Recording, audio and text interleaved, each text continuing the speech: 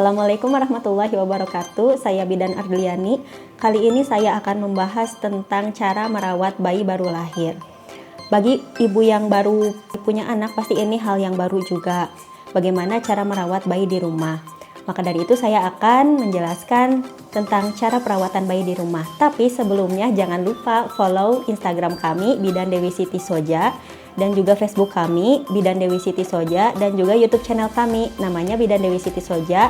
Jangan lupa subscribe dan nyalakan loncengnya. Cara perawatan bayi di rumah yang pertama itu perawatan tali pusat. Tali pusat tidak akan mudah terlepas. Biasanya tali pusat akan terlepas pada minggu pertama sampai minggu kedua. Bagaimana caranya agar si tali pusat cepat terlepas? Itu harus menggunakan prinsip bersih dan kering. Yang pertama, bersih itu jika dimandikan biasakan menggunakan sabun karena biasanya tali pusat tersebut sumber bau.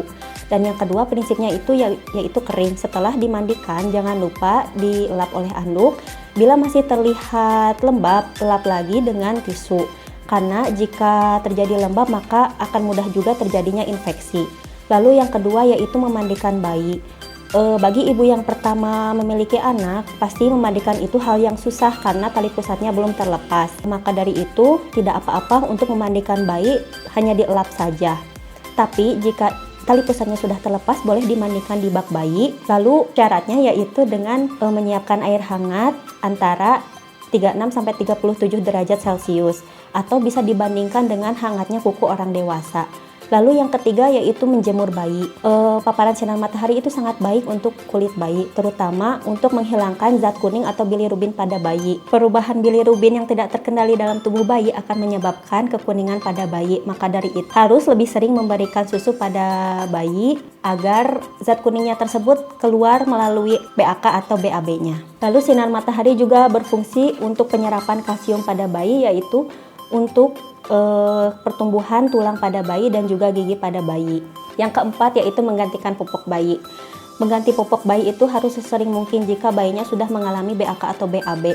Mengapa harus cepat? Karena jika pantat bayi sudah lembab akan terjadinya ruam popok pada bayi. Maka dari itu ibu harus menjaga kebersihan tangannya. Jika sebelum mengganti popok bayi harus mencuci tangan sebelum dan sesudahnya. Kalau pantat bayi sudah basah, maka akan terjadi ruam popok dan terjadinya infeksi pada saluran kemih. Lalu yang kelima ada memberikan ASI. Memberi ASI pada bayi cukup 10 menit saja. Banyak nih ibu-ibu yang bertanya, harusnya seberapa banyak sih memberikan ASI pada bayi?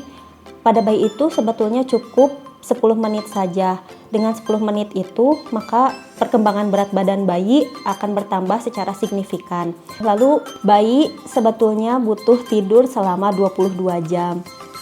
Itu normal saja pada bayi. Jika sudah 3 bulan ke atas, jam tidur bayi itu biasanya 6-8 jam dari siang hari sampai ke malam hari. Nah, biasanya bayi itu terjaga pada saat malam hari. Jangan lupa juga jika sudah terjaga seperti itu berikan ASI secara teratur, yaitu 1 jam sekali. Lalu kenali tanda gejala pada bayi.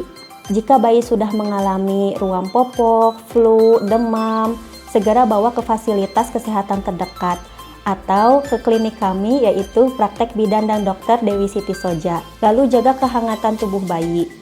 Bayi harus dijaga kehangatannya karena jika sudah terjadi hipotermi, bayi akan mengalami penurunan berat badan.